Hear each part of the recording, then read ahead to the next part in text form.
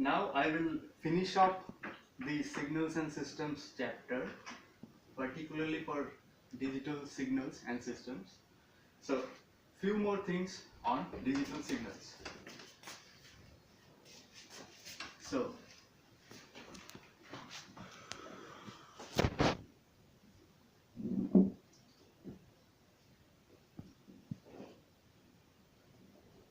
odd and even signals.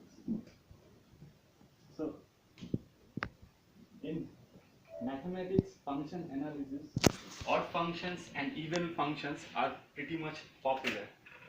So, it's very easy to define that a signal which satisfies this equation is an odd function, while a signal which satisfies this equation is an even signal.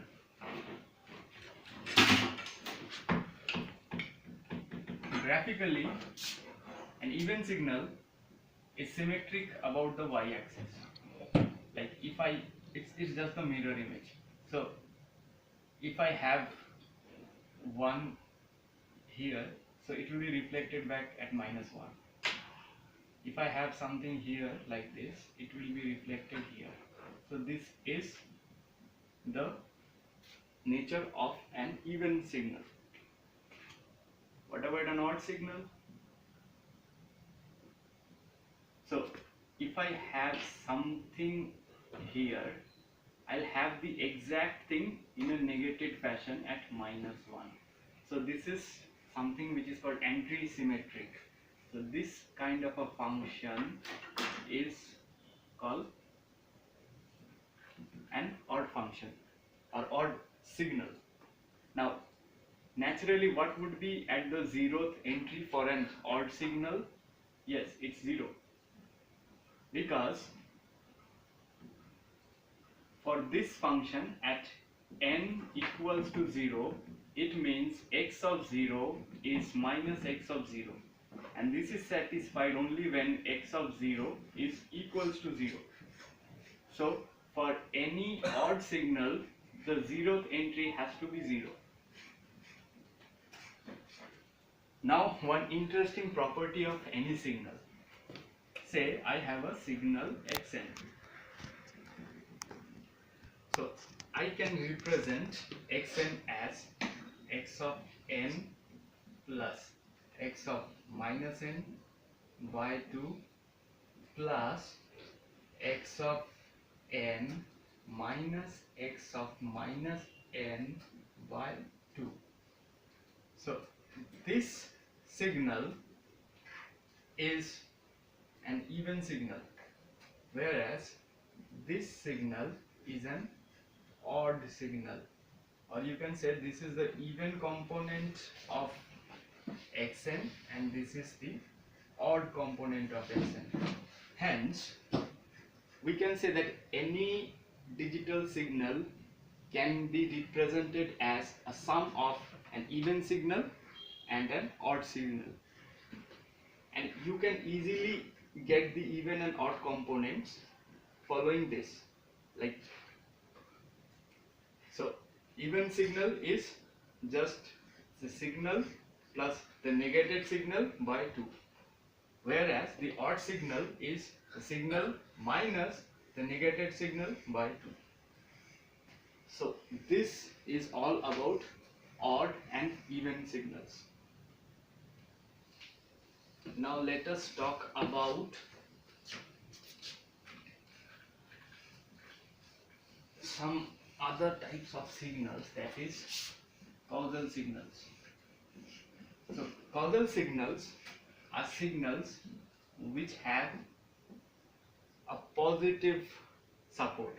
That means the signal is 0 when n is less than 0. So this means the signal starts at 0 and continues for positive indices of n.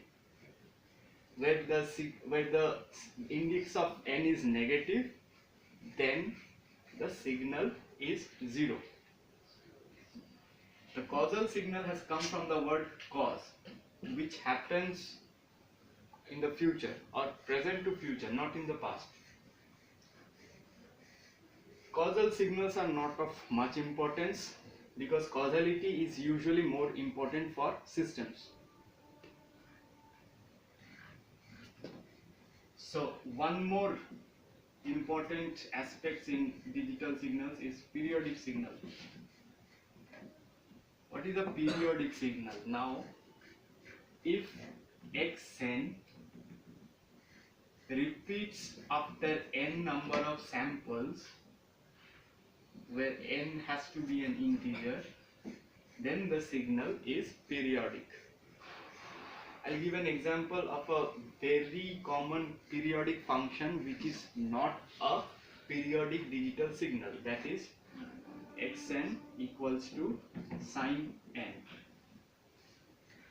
Now for the continuous case, sine n has a period of 2 pi. We can write that sine n is n plus 2 pi or 2 pi k. Now this term can never be an integer. Hence, sine n is not periodic. Not periodic. However, sine twice pi n is periodic because sine twice pi n is sine twice pi n plus 1. So it is periodic with a period 1. So this ends the signal portion.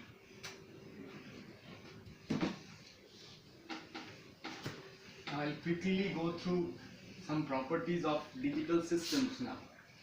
So,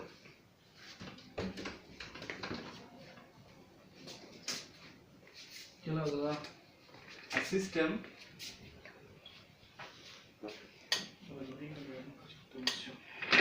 we talk about causality, we talk about stability, and we talk about linearity. So we already spoke what is linearity, that it has to obey the superposition theorem. For stability, we talk of stability of LTI systems here. So suppose this is a system function. System function is nothing but the impulse response that will come very soon. So this system function, if I sum this system function, absolute values of the system function, this should be finite value. That means the system function is bounded.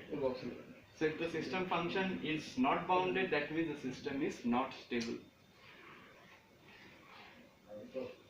And what about causality? As I said, for causality the system function has to be